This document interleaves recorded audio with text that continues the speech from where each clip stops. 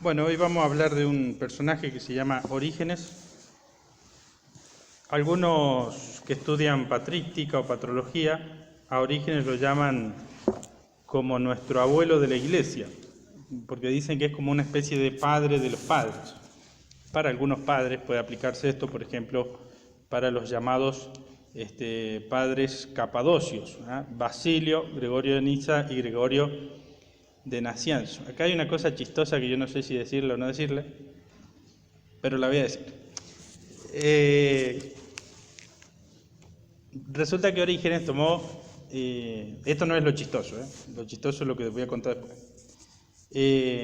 Hay una confusión a veces con los nombres, ¿no? Entonces, bueno, a partir de estas cosas chistosas tenemos que entender bien qué significan las palabras, ¿no?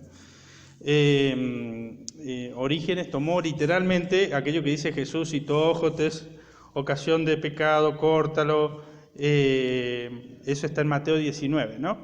Y él, bueno, tomó esto literalmente y no hay manera de decirlo, es decir, he estado pensando en mil maneras, pero bueno, literalmente lo que hizo fue mutilarse, ¿eh? No lo voy a decir con la otra palabra. Pero bueno, se toma esto como parte de su vida, como una cosa, un exceso de fervor, podemos decir, ¿no? Y quizás entendió, él hacía la lectura alegórica de la Sagrada Escritura, y esto es lo que más literalmente tomó. Él habla de la interpretación alegórica, vamos a ver, de la Biblia, pero esto lo tomó literalmente. Lo gracioso es esto que les voy a decir ahora. Vieron que existe el clero que se dedica al ejército, ¿no? Y en latín, ejército se dice castra.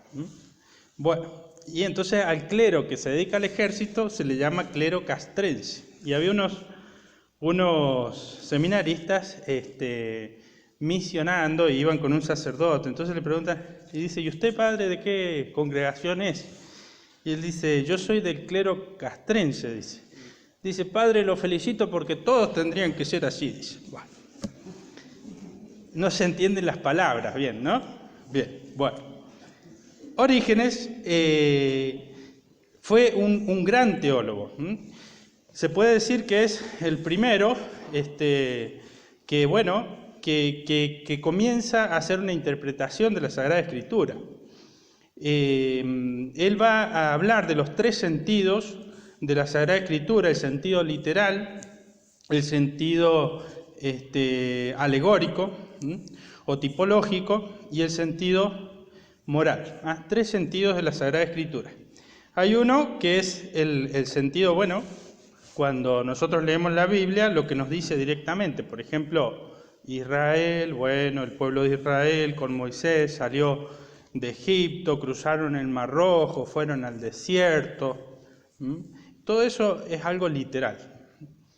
Ahora, cuando ya decimos Israel es el alma, que en Egipto está cautiva por el faraón, que es el demonio, y salir de Egipto es cuando nos liberamos de los pecados o de las malas inclinaciones y llegamos a la tierra prometida, que es cuando, ¿no es cierto?, vivimos en unión con Dios. Bueno, eso vendría siendo el sentido moral, el segundo sentido.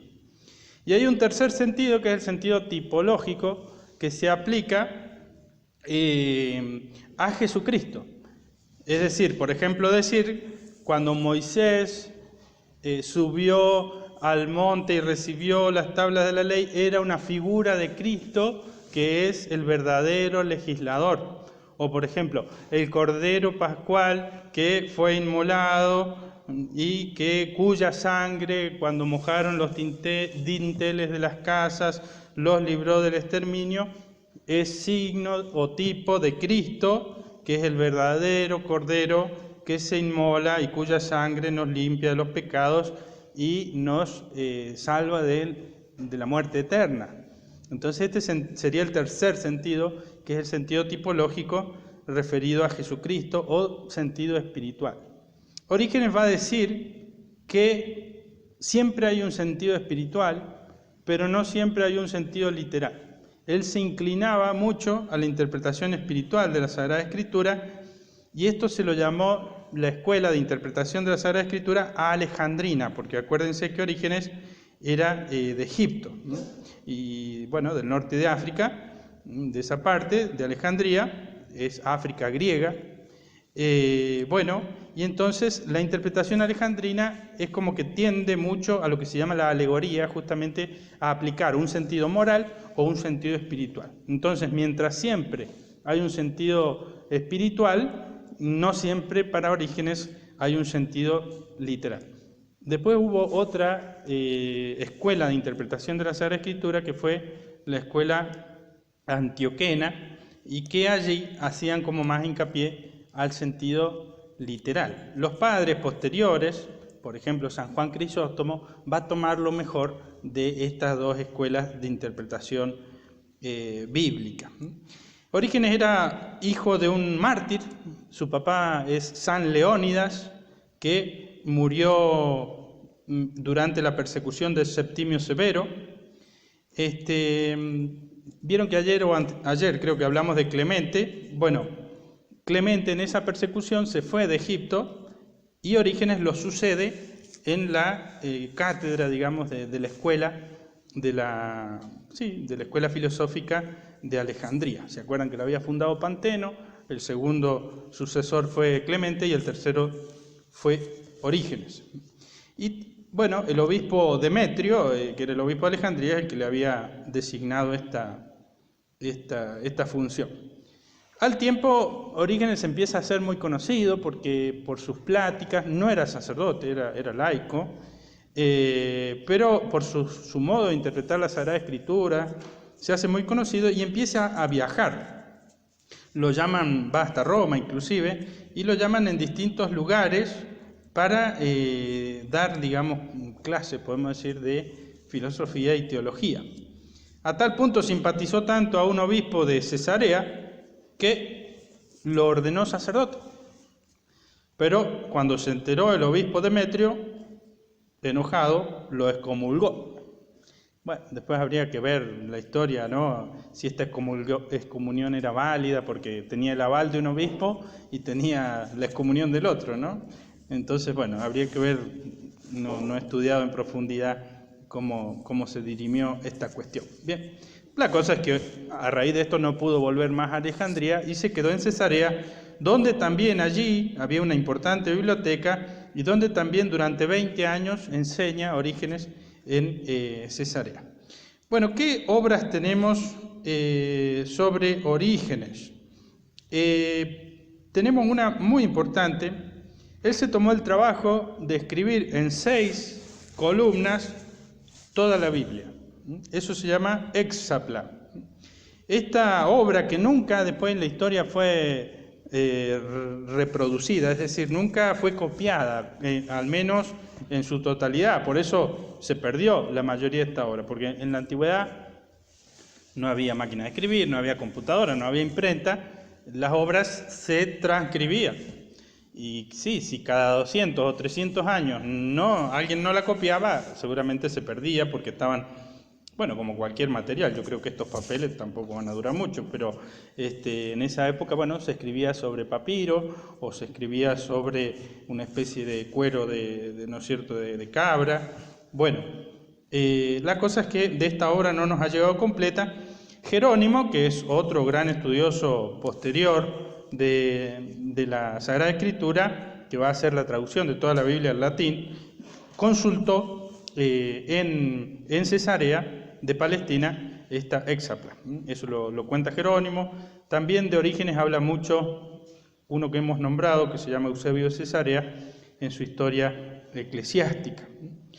Bueno, era muy interesante porque en la primera columna estaba el texto hebreo, bien, que era el texto que usaban los judíos.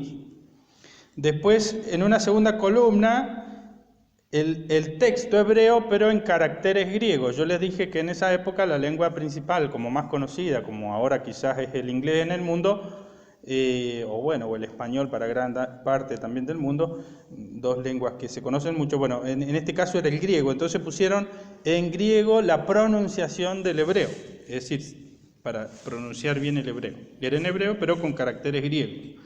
Después, más al lado una traducción griega de Símaco.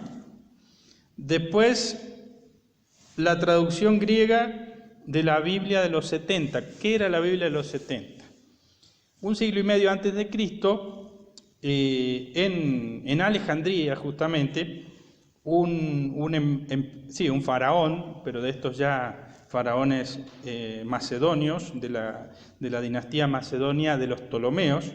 Bueno, un Ptolomeo hizo traducir el Antiguo Testamento con un sistema muy extraño, pero bueno, eficaz al final, que fue que buscó a 70 traductores, los ubicó a todos en distintas habitaciones y después de no me acuerdo cuántos días o meses, los 70 habían traducido la Biblia al griego, todos de la misma manera. Bueno, si no es verdad, los italianos dicen se non è vero è ben trovato, es decir, si no es verdad, está muy acertada podemos decir, esta leyenda, ¿no? Bueno, quizás sí, es verdad. Pero resulta que esta traducción de los 70 era muy conocida incluso en la época de Jesús. Los que escriben los evangelios citan la versión de los 70. Por ejemplo, el texto hebreo decía la Virgen concibió y los 70 decía la Virgen concebirá en futuro. Y así estaba en los 70 y así es como la citan los evangelios. Por eso se la considera inspirada y siempre los cristianos la hemos considerado inspirada. Bueno, y además otra columna más en la cual Orígenes hacía anotaciones. Es decir, en este caso, este verbo, por ejemplo, en el hebreo está en presente o en pasado, en pretérito, y en el griego de los 70 está en futuro. Y eso lo escribía en esas anotaciones. Bueno, una obra impresionante, imagínense. Yo creo que este hombre no dormía nunca. Bueno, después tenía obras exegéticas. Comentó gran parte de la Sagrada Escritura, quizás toda. Lo que sucede que después hubieron unas controversias en las cuales se vio envuelto Orígenes, ya fallecido, y por eso muchas de sus obras se han perdido. Pero, por ejemplo, tenemos comentarios al Nuevo Testamento. Hay muchos libros sobre un comentario a San Juan, otro comentario, si no me equivoco, a San Mateo. Bueno, se me pierden estas letritas, ya no veo tan bien. Sí, comentario a Mateo, también 10 libros sobre la carta a los romanos nos han llegado. 9 libros del comentario al Evangelio de San Juan. Y también, bueno, fragmentos. Bueno, también nos han llegado de él homilías, luego cuando ya era sacerdote. Escribió un libro contra Celso. Yo les hablaba de Celso. Celso era un pagano que había escrito el discurso verdadero, lo llamaba, donde criticaba a los cristianos. Bueno, Orígenes defiende contra este pagano Celso el cristianismo, en el cual expone, bueno, los fundamentos de la doctrina cristiana sobre la Trinidad, la creación, el bien, el mal, Dios, el mundo. También tiene unos escritos dogmáticos. Hay que decir que Orígenes se dedicó mucho a atacar, podemos decir, o a defender la fe cristiana, no solo de frente a los paganos, sino también a los gnósticos, de los que hemos hablado, sobre todo respecto de Marción. Porque Marción, ¿se acuerdan?, quitaba todo el Antiguo Testamento y quitaba del Nuevo Testamento todo aquello que relacionaba a Jesucristo con el Dios del Antiguo Testamento. Bueno, con su exégesis principalmente, Orígenes, por todos los medios refuta la doctrina de Marción. Tiene otro libro que es muy importante, que llegó a nuestros días en latín, en una traducción. Hubieron así simpatizantes de Orígenes que tradujeron al latín sus obras, y así algunas en griego se perdieron, pero llegaron en latín como llamado Periarjón, sobre los principios, que es como una especie de suma sobre los temas principales de nuestra fe. Es su obra más importante, ¿no? Como un primer sistema así, tratado completo de teología. Lo escribió en Alejandría entre los años 220 y 230. Bueno, ¿qué habla en este libro?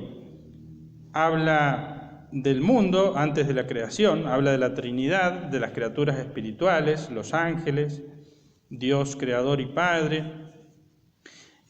Habla también de la creación y redención del mundo, del libre albedrío, de la tentación del pecado y del retorno final de todas las cosas a Dios. Habla de la interpretación de la Sagrada Escritura como fuente de la fe.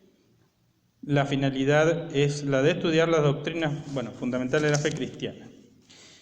Tiene cosas muy, muy interesantes y cosas también un poco controvertidas, ¿no?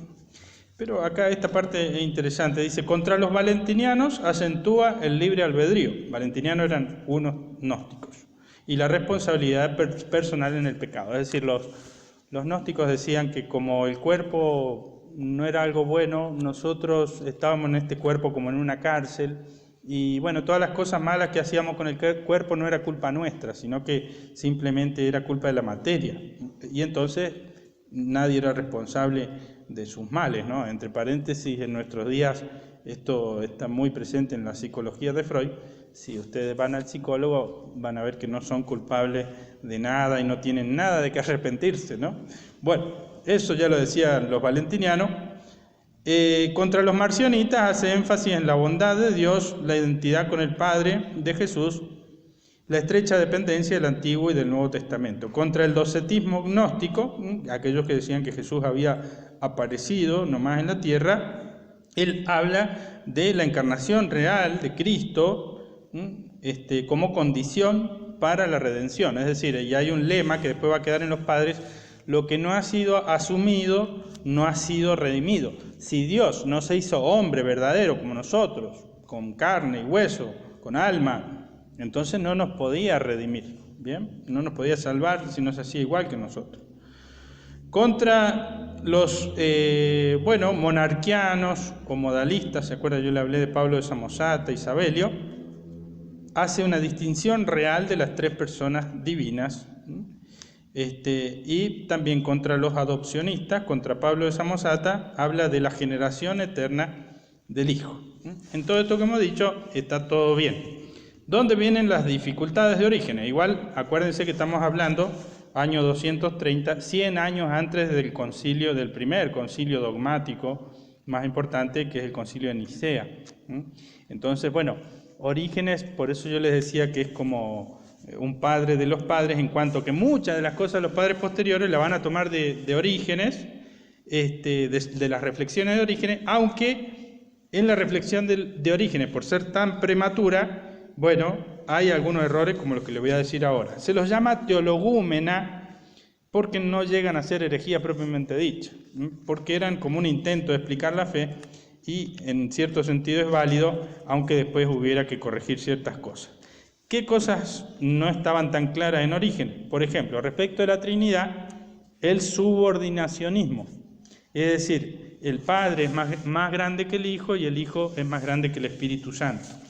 Bueno, ¿esto cómo se va a resolver? Unos discípulos intelectuales de Orígenes, que son los padres que les dije, los padres capadocios, sobre todo Basilio, va a decir, las tres personas divinas, el Padre, el Hijo y el Espíritu Santo, si bien el Padre es la fuente de la Trinidad, el Hijo no es menos que el Padre y el Espíritu Santo no es menos que el Padre y el Hijo. ¿Bien? Pero van a utilizar la doctrina de Orígenes y la van a perfeccionar, por así decirlo. ¿Bien?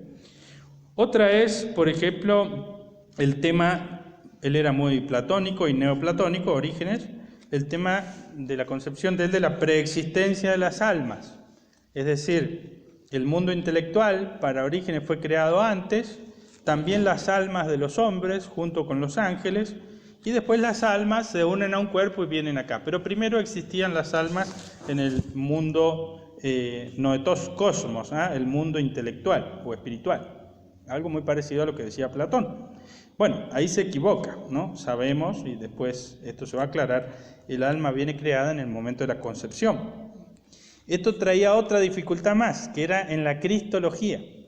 Si el alma de Cristo era preexistente y el que se hace hombre es el verbo de Dios, de allí va a derivar otra herejía que es el nestorianismo, que, bueno, una persona sería el Verbo de Dios y otra el hombre Jesús, que el Verbo de Dios lo tomó. Entonces, otra dificultad que después va a ser solucionada en el concilio de